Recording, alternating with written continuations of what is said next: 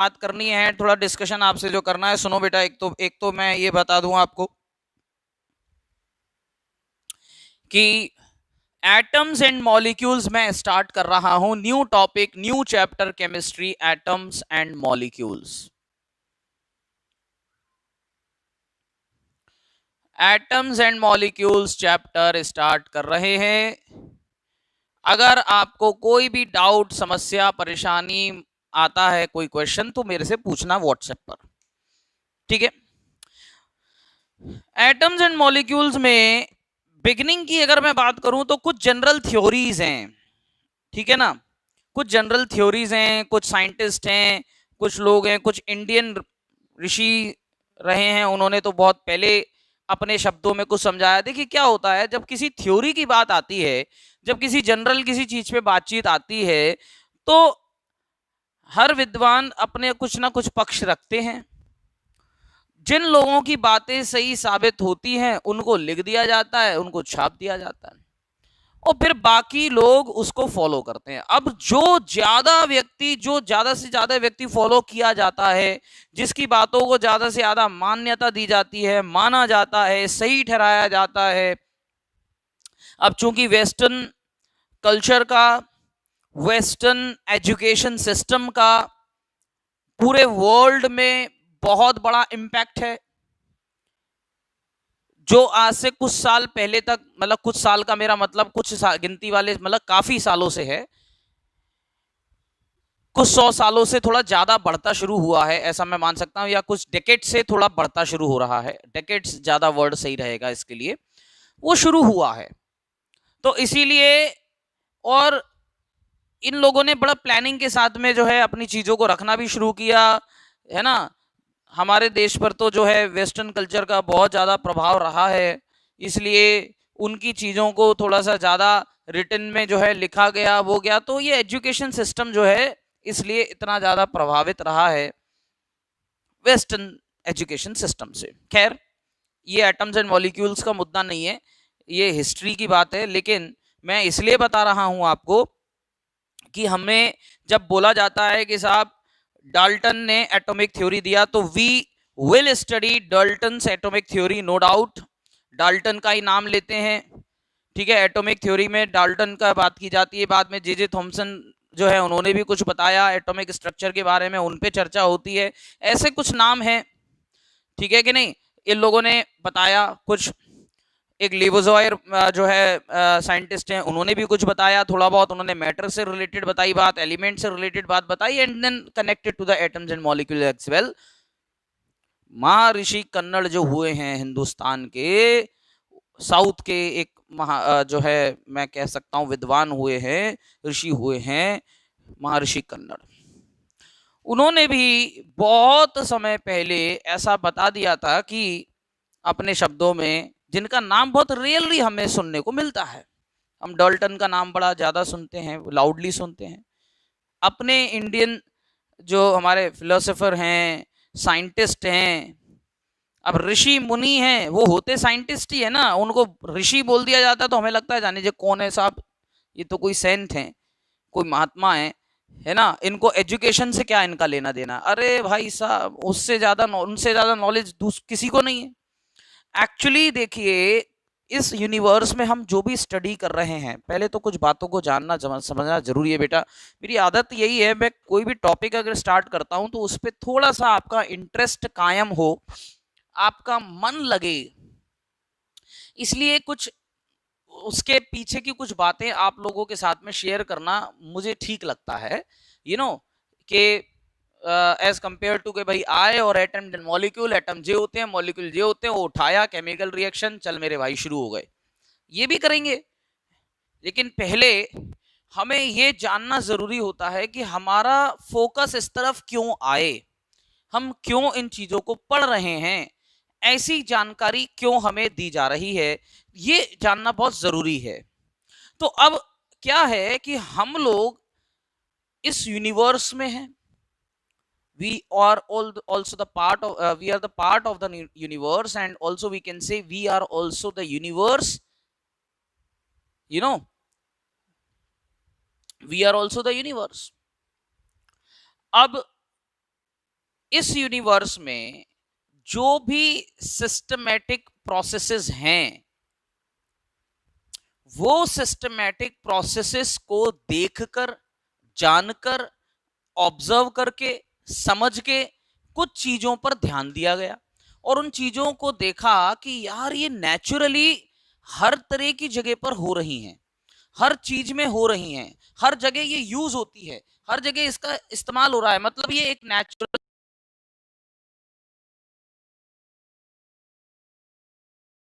जब लिखना शुरू किया तो उसको बाकी लोगों ने पढ़ना शुरू किया और पढ़ते पढ़ते पढ़ते पढ़ते जो है वो हमारा एक एजुकेशन सिस्टम बन गया। क्या हो गया? वॉइस नहीं आ रही है क्लियर? अच्छा, क्लियर है ये बता रहा है बच्चा। Okay everyone. Okay Nandini, you are late बेटा, यू आर टू लेट। अगर आपने अभी मैसेज किया है and you just join the class तो बेटा यू आर सो लेट, है ना। लंबा चलेगा क्लास, ये ध्यान रखें, पूरे मूड के साथ बैठे रहें, टॉपिक पर सीधे आऊंगा। ये अभी बताओ बच्चे अब ज्वाइन कर रहे हैं कुछ बच्चे, तो यार कमाल हो रहा है, इतना लेट। तो ये क्या है भाई?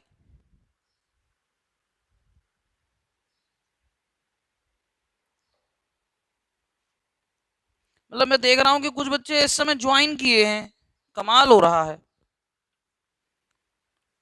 एक्चुअली बीच बीच में वीडियो सही हो जाता है, बीच बीच में थोड़ा सा ब्राइटनेस कम हो जा रहा है, चलो कोई बात नहीं। हाँ तो सुनिए, देखिए आप लोगों को बस केवल सुनना है, स्पेशली इस टॉपिक में तो सुनना ही है, क्योंकि जब हम इसके दूसरी चीज़ों पर आएंगे, न्यूमेरिकल वाला पोर्शन इसमें ज़्यादा नहीं है और है वो बड़ा सिंपल सा है, तो टेंशन वाला मामला नहीं है। थ्योरेटिकल पोर्शन में इसमें आपको थोड़ा सा ज़्यादा दिमाग लगाना पड़ेगा, मेहनत करना पड़ेगा, क्योंकि एटम्स एंड मॉलिक्यूल्स की अगर मैं जब बात करूंगा तो देखिए एटम्स एंड मॉलिक्यूल्स में सबसे इंपॉर्टेंट बात एक और बता देता हूं, मैं आपको इसकी सॉफ्ट कॉपीज भेजूंगा, ठीक है। अभी नहीं भेजूंगा, संडे को भेजूंगा, जानबूझकर संडे को भेजूंगा और अगले वीक तक आपकी हार्ड कॉपीज रेडी हो जाएंगी। मैंने फोटो कॉपीज के लिए ऑलरेडी भेज दिया है, तो घबराए ना। उसमें वाई डू बी फॉल इल, हीरोन्स फार्मूला और एटम्स एंड मॉलिक्यूल्स, ये तीनों चैप्टर के फोटो कॉपीज आपको मिलेंगे और इसके हार्ड कॉपीज भी अवेलेबल होंगे दोनों ही सेंटर्स पे। लेकिन प्लीज आप लोगों से भैया कृपा है, मैं फिर बोल रहा हूं अभी रेडी नहीं है, अभी मत पहुंच जाना, नहीं तो कुछ बच्चे भगवान जाने क्या समझते हैं मेरी बातों को, क्या उल्टा सुनते हैं, उल्टा समझते हैं। मैं कहता कुछ हूं, वो करते कुछ और हैं, तो मैं कुछ और बोल रहा होता हूं, वो कुछ और समझ लेते हैं और बात उल्टी पड़ जाती है, तो सब बेकार हो जाता है मामला। इसीलिए मैं आपसे कहना चाहता हूं, मैं अनाउंस कर दूंगा। It was proposed by Indian philosopher Maharshi Kannada that if we go on dividing matter we will get smaller and smaller particles of matter।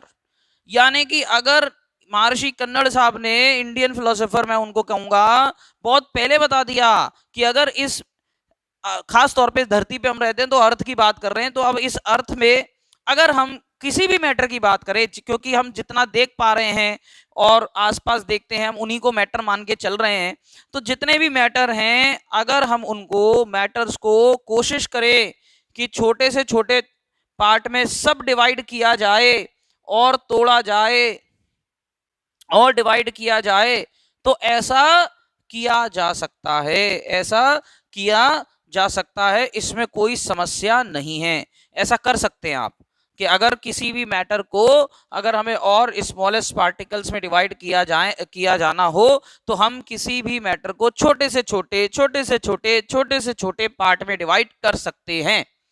अब ये तो बात करी कन्नड़ साहब ने क्या कि मैटर है, मैटर को हमने तोड़ा स्मॉलर पार्टिकल्स में, स्मॉलर पार्टिकल्स में, स्मॉलर पार्टिकल्स में तोड़ा, फिर और छोटे पार्टिकल्स में तोड़ा, फिर और छोटे पार्टिकल्स में तोड़ा। कहने का मतलब एक चेन टाइप की बन रही है, तोड़े जाओ तोड़े जाओ तोड़े जाओ।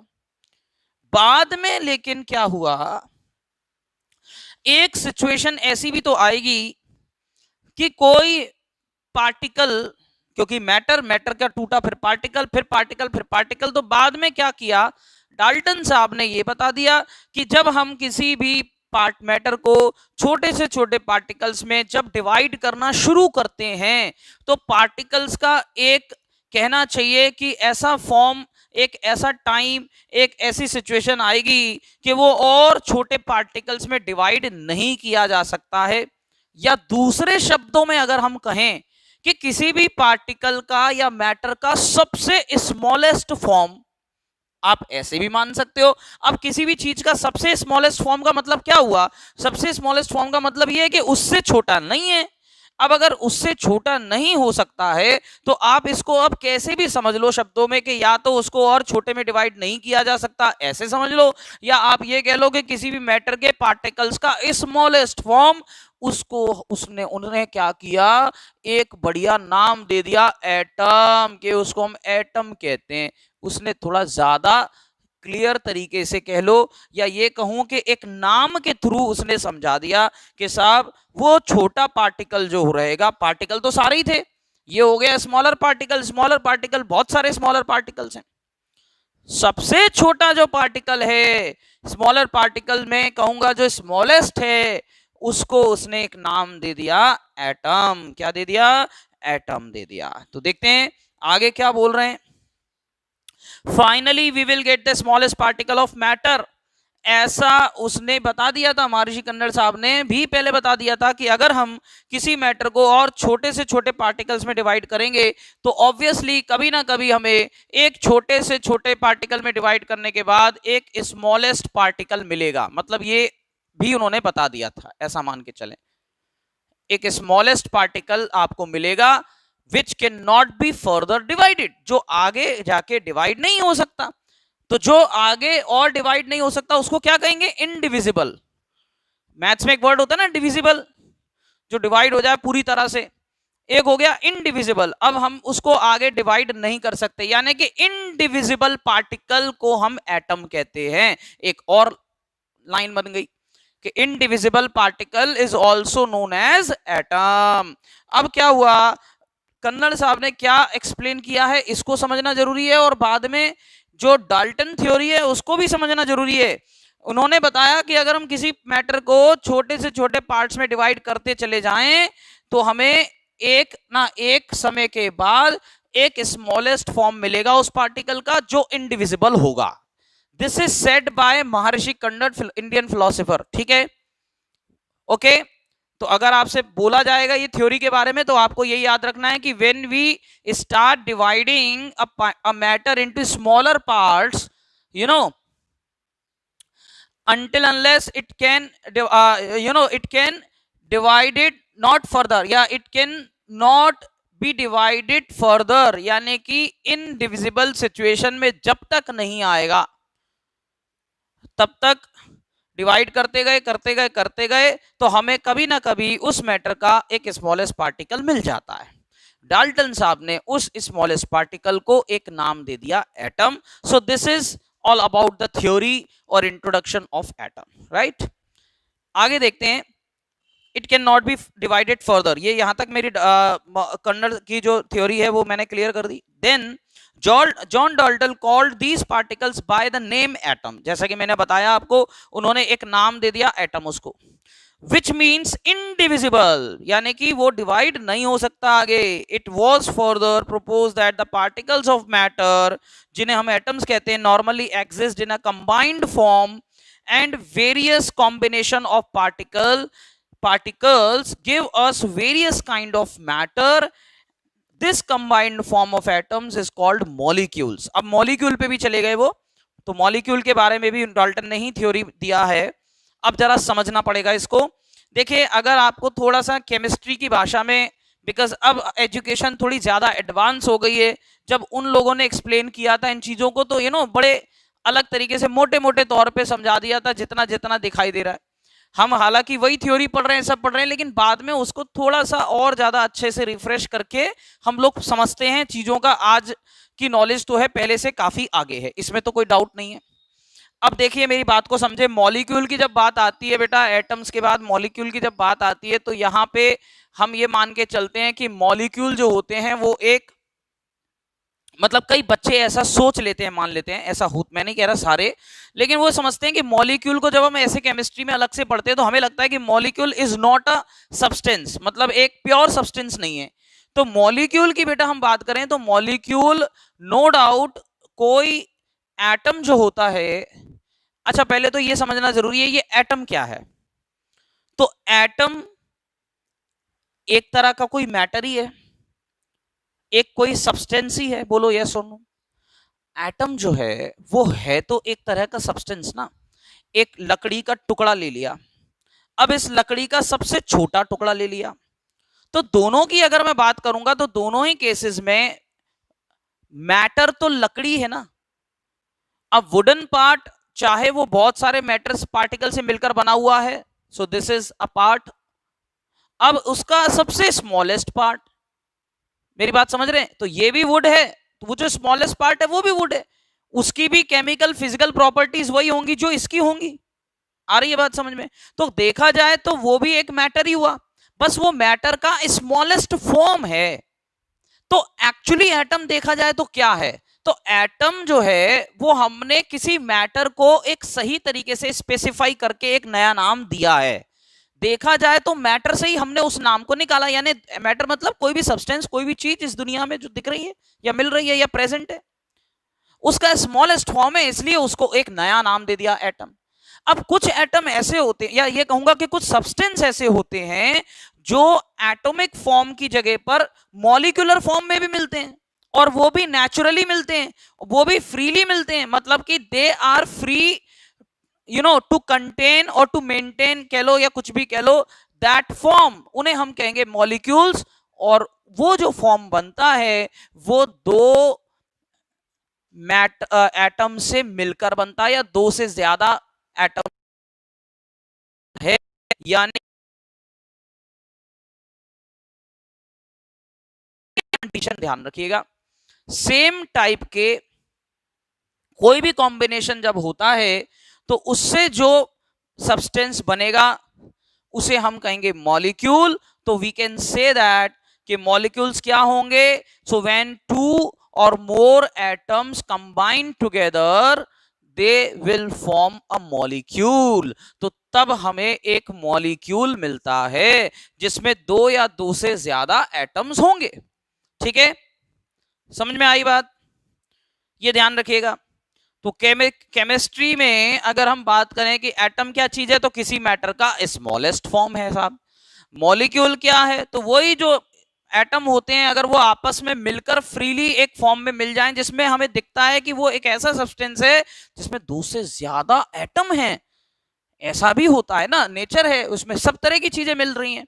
तो हमें ऐसा फॉर्म मिला कि जिसमें दो एटम या दो से ज्यादा इन्वॉल्व हैं एटम, उसको हमने नाम दे दिया मॉलिक्यूल। क्यों मॉलिक्यूल नाम दे दिया? क्योंकि उसमें एक सिंगल पार्टिकल नहीं है उस एटम का, तो सेम एटम के दो पार्टिकल या दो से ज्यादा पार्टिकल्स हैं तो उसको हमने मॉलिक्यूल्स कह दिया। अब अगर वो दो हैं तो उसे डायटोमिक पार्टिकल आप कह सकते हो, तीन है ट्राइएटोमिक पार्टिकल कह सकते हो, तो बहुत सारे हैं तो पॉलीएटोमिक पार्टिकल या मैटर मॉलिक्यूल सॉरी कह सकते हैं। तो ये नाम हम आगे जाके पढ़ेंगे, अभी हमें समझना था मॉलिक्यूल क्या चीज है, तो ये मैंने बताया।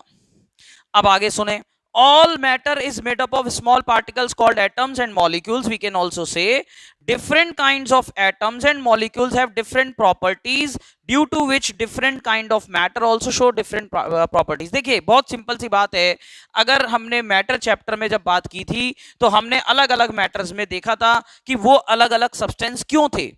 अब दुनिया में बहुत सारे सब्सटेंसेस हैं, बहुत सारे मैटर हैं, लेकिन फिर भी हम अलग अलग मैटर्स को, अलग अलग सब्सटेंसेस को अलग अलग नाम दिए हैं, अलग अलग तरीके से उनको कैटेगराइज किया गया है। तो जब भी किसी भी चीज को कैटेगराइज किया जाता है, किसी भी मैटर को, किसी भी सब्सटेंस को जब कैटेगराइज किया जाता है तो उसके दो सबसे मेन दो फैक्टर होते हैं। वो क्या होते हैं? फिजिकल क्लासिफिकेशन कह लो या उसकी फिजिकल प्रॉपर्टीज पर बेस्ड उसका classification we can say, chemical properties पर बेस्ड उसका क्लासिफिकेशन यानी केमिकल क्लासिफिकेशन। बोलो ये बात भी आप जानते हैं, यानी कि कोई भी चीज होगी, कोई भी मैटर होगा तो वो दो तरीके से जो है मैं कहूंगा कि फॉर्म होता है या डिस्ट्रॉय होता है। उसमें दो ही चीजें रिस्पॉन्सिबल होती हैं, वो उसकी फिजिकल कुछ प्रॉपर्टी और उसकी केमिकल प्रॉपर्टी। तो अगर कोई मैटर है या दुनिया में कोई सब्सटेंस है, चाहे वो एटॉमिक फॉर्म पे हो, चाहे वो मॉलिक्यूलर फॉर्म में हो, और चाहे वो उससे बड़ा कोई फॉर्म हो, इन सभी सिचुएशंस में हम उसकी फिजिकल प्रॉपर्टीज और केमिकल प्रॉपर्टीज में कोई ना कोई डिफरेंस पाते हैं, कोई ना कोई अंतर पाते हैं, अलग अलग दिखता है, अलग अलग होता है, अलग तरीके से फिजिकली कंबाइन होगा, अलग तरीके से फिजिकली दिखाई दे सकता है, अलग तरीके से उसका थोड़ा सा स्ट्रक्चर जो है, स्ट्रक्चरल फॉर्मूला जो हम स्ट्रक्चर ऑफ एटम चैप्टर में भी पढ़ के देखेंगे, स्ट्रक्चरल फॉर्मूला डिफरेंट हो जाता है, केमिकल प्रॉपर्टीज डिफरेंट हो जाती हैं। तो कहीं ना कहीं इन चीजों में डिफरेंसेस आते हैं जो बेसिकली किसी भी एटम को, मॉलिक्यूल को, सब्सटेंस को या किसी मैटर को कैटेगराइज करती हैं। तो उनमें जो कैटेगरी बनती है वो इन्हीं कारणों से बन रही है। बेसिकली किन चीजों पे बन रही है साहब? उनकी फिजिकल और केमिकल प्रॉपर्टीज की वजह से। And you all know very well what are physical and chemical properties. मालूम है आपको, केमिकली कोई भी पार्टिकल किसी दूसरे पार्टिकल के साथ रिएक्शन करेगा तो हर पार्टिकल का एक अपना अपना वो रहता है, उसूल है साहब सबके। ऐसा थोड़ी कि सभी सेम तरीके से रिएक्शन करेंगे, ऐसा नहीं होता, सब चीजें अलग अलग है। फिजिकली भी हम देखेंगे तो कई तरीके से अलग अलग फिजिकल प्रॉपर्टीज होती हैं कि नहीं। जैसे उनमें हमने बोला कि मेटल है साहब, उनकी फिजिकल प्रॉपर्टीज बहुत अलग होती हैं, वो अलग तरीके से होते हैं, और इनकी अलग होती हैं, क्या कहते हैं, नॉन मेटल्स की अलग होती हैं, गैसियस जो हो जाते हैं पार्टिकल, लिक्विड की अलग होंगी, सॉलिड की अलग होंगी। तो ऐसे हमने सब पढ़ा हुआ है, ठीक है कि नहीं। तो ये हमने बताया कि जिस तरीके से मैटर जो है या कोई सब्सटेंस जो है डिफरेंट डिफरेंट कैटेगरी में रखा गया है because of its different properties, and this law is also, या ये कहूं कि this is also the reason for the different categories of the different types of atoms and molecules. अलग अलग एटम है, अलग अलग मॉलिक्यूल में भी यही रीजन रहेगा। इतनी बात आपको समझ में आ गई। एटम्स को अगर आपको डिफाइन करना है, देखिए अभी तो आप शॉर्ट में जो आपको लिखना हो वो लिखते जाना, जब कोई लिखने वाली बात आएगी, क्वेश्चन आएगा, वो मैं कराऊंगा। अभी तो सुनना है आपको, बाकी नोट्स में मिल ही जाएगा। एटम्स में मैंने आपको क्या बताया? Atom is the smallest particle which takes part in the chemical reaction. It may और मे नॉट एग्जिस्ट इंडिपेंडेंटली और फ्रीली।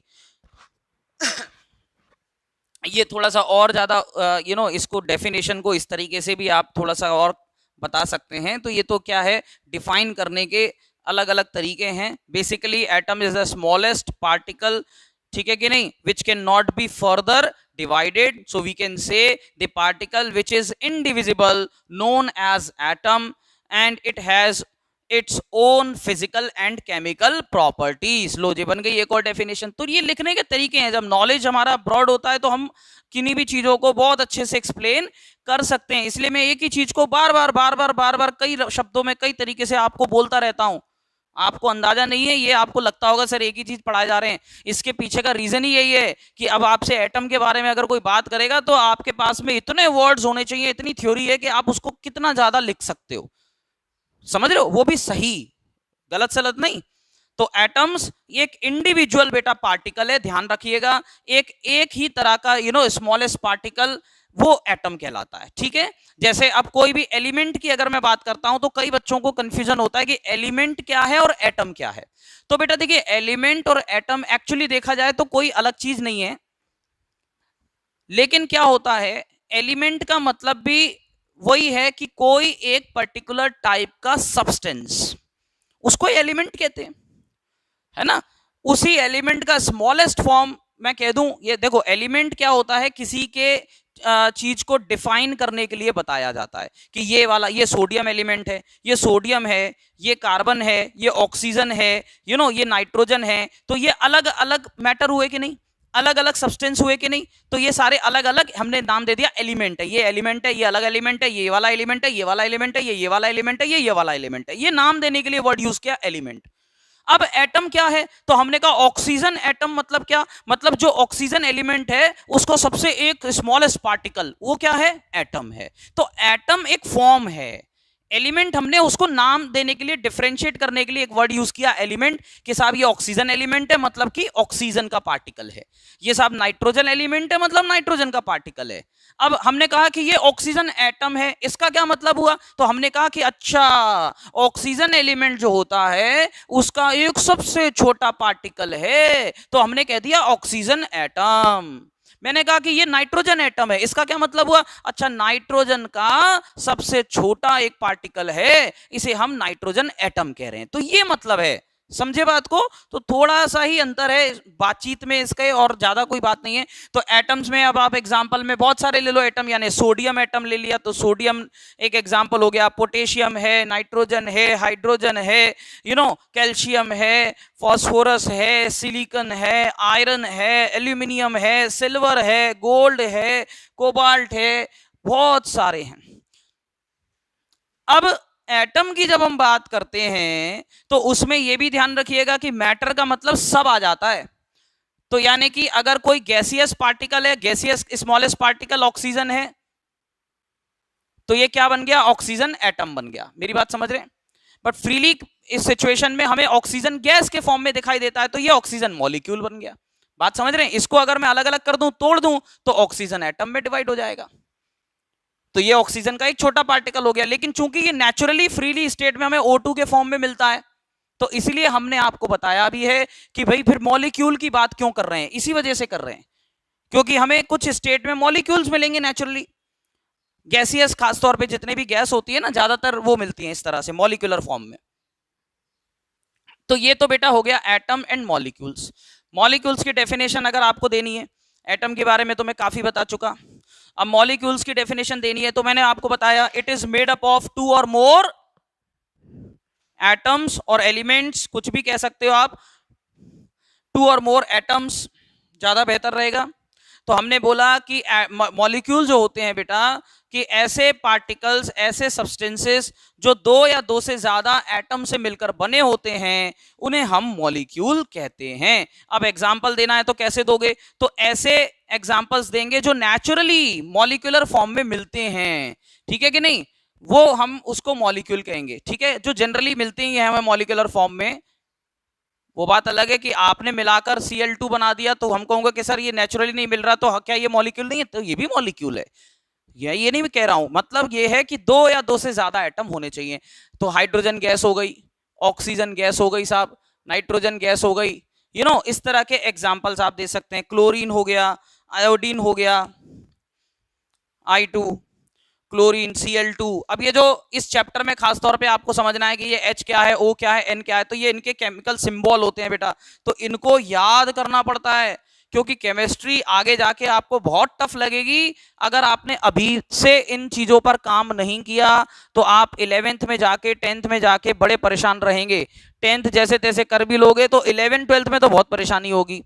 मतलब अभी से इन चीजों पे काम करना शुरू कर दो। मैं किस काम की बात कर रहा हूं वो भी समझ लो। काम करने का मतलब ये है कि आपके स्कूल में जरूर बोला जाएगा कि 1 से 20 तक कर लो आप, तो चलो शुरुआत 1 से 20 तक कर लो, लेकिन मेरा मानना है कि 1 से लेकर 30 तक एक पीरियोडिक टेबल ले लो, कहीं से भी मिल जाती है पीरियोडिक टेबल, उसका प्रिंट आउट निकाल के रख लो घर में अपने, और जिस स्टडी रूम में आप पढ़ते हैं उसमें छाप दो।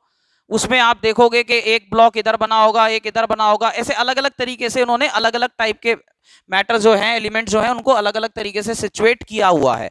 आपको वो सब नहीं पढ़ना अभी कि एस ब्लॉक क्या होता है, पी ब्लॉक क्या होता है, वो अभी आपके लेवल की बातें हैं भी नहीं, है ना। ये ब्लॉक से मेरा मतलब है कि एक ब्लॉक बना दिए उन्होंने कि इस ब्लॉक में ये वाले different different kinds of element आएंगे, इस ब्लॉक में ये वाले काइंड ऑफ एलिमेंट आएंगे। वो ऐसा क्यों कर देते हैं? उनकी फिजिकल प्रॉपर्टीज और केमिकल प्रॉपर्टी की वजह से उन्होंने उनको एक साथ वहां पे सिचुएट कर दिया है कि वो एक से दिखाई देते हैं, एक तरह से रिएक्ट करते हैं, तो उनको सब एक कैटेगरी में। अब जैसे एक होता है नोबल गैसेस, नोबल गैसेस आप जानते हो नोबल गैसेस क्या होती हैं? तो ऐसी गैसेस जो किसी से रिएक्ट नहीं करती, ध्यान रखना, नहीं करती, ठीक है कि नहीं, नॉन रिएक्टिव होती हैं वो, उन्हें नोबल गैस कहते हैं। तो नॉन रिएक्टिव मॉलिक्यूल्स जो गैसियस फॉर्म में हैं, जो रिएक्ट नहीं करते हैं, उन्हें हम नोबल गैसेस की कैटेगरी में ले लेते हैं। मतलब इजीली वो नेचुरली तो रिएक्ट नहीं करते क्योंकि संतुष्ट है, मजे में है। ये भी मैं आपको आगे बताऊंगा कि ऐसा क्यों होता है कि कौन सा एटम या कौन सा एलिमेंट कब रिएक्ट करता है और वो कब रिएक्ट नहीं करता है। कितनी आसानी से रिएक्शन करेगा और कितनी आसानी से वो केमिकली रिएक्ट किसी दूसरे एटम के साथ में करेगा रिएक्ट या नहीं करेगा, मतलब आपस में किसी दूसरे से रिएक्शन करेगा तभी तो कोई दो चीजें मिलेंगे बनेंगी ना। आ रही है बात समझ में? जैसे कहीं ना कहीं कोई एक रिएक्शन होती है तभी तो वाटर बनता है ना, हाइड्रोजन और ऑक्सीजन की रिएक्शन से। जो ऑक्सीजन का एक एलिमेंट लेते हैं और हाइड्रोजन के दो एलिमेंट लेते हैं, आ रही है मेरी बात समझ में? तो वहां ऑक्सीजन का एक एटम है इसलिए रिएक्ट कर गया। अब ऑक्सीजन ऑलरेडी O2 है तो O2 क्या है, अपने आप में एक मॉलिक्यूल हो गया तो वो लेस रिएक्टिव है। समझ में आ रहा है? तो कहने का मतलब ये हुआ कि आपको 1 से लेकर 30 तक अभी से याद करना शुरू कर दो। क्या क्या याद करना शुरू कर दो? तो जितने भी एलिमेंट्स हैं उनके नाम, जितने भी एलिमेंट्स हैं उनके सिंबल, और एक नई चीज, और हालांकि एक नहीं मैं कहूंगा दो ही होंगी, लेकिन ये है कि चलो ये चीज आप अगर 15-20 तक भी कर लोगे तो आपका काम चल जाएगा 9th में। तो क्या, एक होता है इनका एटॉमिक नंबर और एक होता है एटॉमिक मास। अब एटॉमिक नंबर और एटॉमिक मास क्या होता है इस पे बहुत डिटेल में चर्चा होगी, इस चैप्टर में भी होगी और इसके बाद जो अगला चैप्टर है हमारा केमिस्ट्री का उसमें भी बहुत चर्चा होगी कि एटॉमिक नंबर क्या चीज है, एटॉमिक मास क्या चीज है। क्योंकि जब हम उस पर आ जाएंगे इनके सब एटॉमिक पार्टिकल्स पे, यानी कि इलेक्ट्रॉन, न्यूट्रॉन, प्रोटॉन, वहां से हम इनके एटॉमिक नंबर को बता पाएंगे, एटॉमिक मास को भी बता पाएंगे कि कैसे किसी एटम का मास निकलता है जिसको हम एटॉमिक मास कहते हैं, किसी मॉलिक्यूल का मास निकलता है उसे मॉलिक्यूलर मास कहते हैं, है ना। तो ये सब चीजों पे डिस्कशन आगे होगा। अभी आप सबसे पहला काम, जो जितनी जल्दी किन्हीं चीजों को पकड़ेगा वो बच्चा ज्यादा आगे निकलेगा। आज ही बोल दे रहा हूं कि आप लोग सबसे पहले तो ये कर ही लेना कि भाई एक पीरियोडिक टेबल जो है किसी ना किसी तरीके से, ज्यादा नहीं तो 1 से लेकर 30 तक के एटॉमिक नंबर, एटॉमिक मास, और खास तौर पे इस चैप्टर की शुरुआत की अगर मैं बात कर लूं तो कम से कम नाम और उनके सिंबल तो कर ही लेना यार, ठीक है कि नहीं। तो उनके नाम और उनके सिंबल मैं भी आपको मेन जो है कुछ लिखवाऊंगा, डोंट वरी। लेकिन अब ये जो डेटा है ये इजीली अवेलेबल है हर जगह। चलिए, तो अभी हमने आपको क्या बताया, तो इस तरीके से बेटा अगर दो या दो से ज्यादा एटम मिल जाते हैं आपस में तो इस तरीके से जो है मॉलिक्यूल बन जाता है। बहुत रेयर होते हैं जिसमें 3 जुड़ते हैं आपस में, इसलिए आप सोच रहे होगे सर 2-2-2 वाले जुड़ रहे हैं। तो कुछ ऐसे भी होते हैं जो 2 में भी जुड़ जाते हैं, 3 में भी जुड़ जाते हैं। जैसे आयरन है जिसको आयरन 2, आयरन 3 नाम से भी जाना जाता है, Fe2 और Fe3 ऐसे आप देखते हैं कई बारी। तो ऐसे बहुत कम होते हैं, इसलिए कम एग्जाम्पल्स हैं उसके, ठीक है ना। तो ये हो गया मॉलिक्यूल्स। अब अगला जो आपको समझना है मेन चीज, पहले बताओ यहां तक चीजें क्लियर हो गई आपको अच्छे से? तो एक बार अंडरस्टूड लिख दो, फिर मैं आगे एक नई चीज पढ़ा रहा हूं उस पे आ जाऊंगा। ये तो बेसिक इंट्रोडक्शन था इसका पूरा जो मैंने आपको दिया। इसमें जरा आप लोग मैसेज कर दें, कुछ रिप्लाई कर दें अंडरस्टूड का, तो फिर आगे बढ़ेंगे अपन।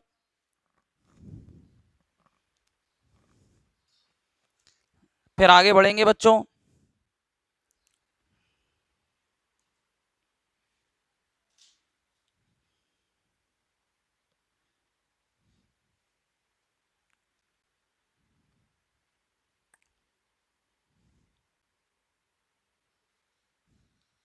जल्दी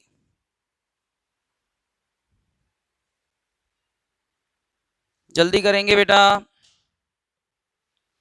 बेटा आप लोग रिप्लाई करने में टाइम लगा देते हो, मतलब कमाल है। अभी तो कोई मन में डाउट नहीं होगा। वीडियो ब्लर हो रहा है, अच्छा वो पहले हो रहा होगा बेटा, वो हो जाता है बीच बीच में, अभी सही चल रहा है ना सब कुछ। देखो देखिए, सोम समझ में आ रहा है सब कुछ आपको? सोम वर्मा, खुशी शर्मा, हर्षित पाठक, आद्या रस्तोगी, निमिष बिरतरे, शांभवी यादव ने मैसेज कर दिया, वेरी गुड बेटा। रिप्लाई जरूर करते रहा करो बेटा, मैसेज करते रहा करो कि समझ में आ रहा है या नहीं आ रहा है। निमिष तुम्हें सब समझ में आ रहा है? निमिष अभी कुछ पूछ लें तुमसे तो बता पाओगे? वो कहीं डर के भाग ना जाना क्लास छोड़ गई कि सर कुछ पूछने वाले हैं। चलो ठीक है, यहां तक सबको ही आ जाना चाहिए समझ में। कोई ऐसी चीजें नहीं है जो आपको नहीं समझ में आए, ऐसा कुछ अभी पढ़ाया ही नहीं है। चलिए, अब मैं आगे आपको जो बताने वाला हूं उस पर थोड़ा सा दिमाग लगाना है, क्योंकि न्यूमेरिकल भी बन जाते हैं इस पे। तो अब देखिए वो क्या चीज है जो मैं आपको बताना चाहता हूं, उसको ध्यान से समझें। मैं ये बताना चाह रहा हूं आपको, अब मैंने आपको क्या बताया, एटम्स एंड मॉलिक्यूल्स जो होते हैं बेसिकली वो मैंने आपको बता ही दिया।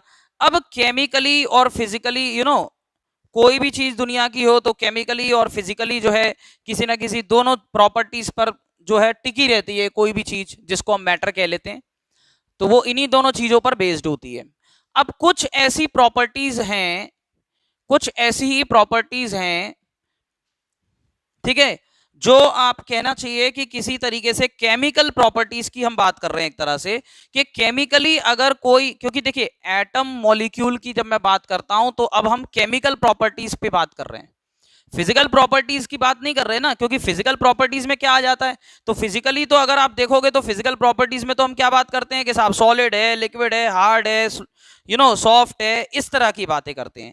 तो ये सारी फिजिकल प्रॉपर्टीज में हम चले जाते हैं कि ऐसा होता है वैसा होता है, अभी उस पर बात नहीं कर रहे।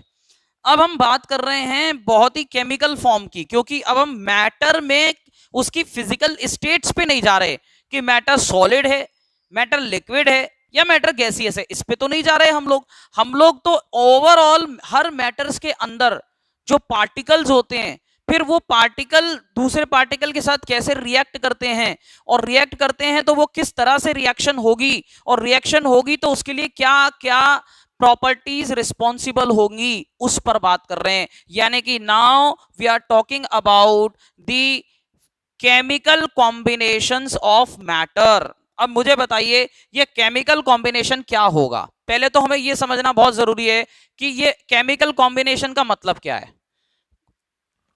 कोई मुझे एग्जाम्पल या कुछ बता सकता है कि व्हाट इज केमिकल कॉम्बिनेशन? कोई भी बच्चा बता दो अपने शब्दों में, अपने तरीके से मुझे बताओ। अगर मैं आपसे बोलूं कि केमिकल कॉम्बिनेशन है किसी भी चीज का, मैटर्स में केमिकल कॉम्बिनेशन, तो केमिकल कॉम्बिनेशन क्या होता है? उसको कुछ केमिस्ट्री का या केमिकल कोई वर्ड देके, नाम देके बता सकते हो आप?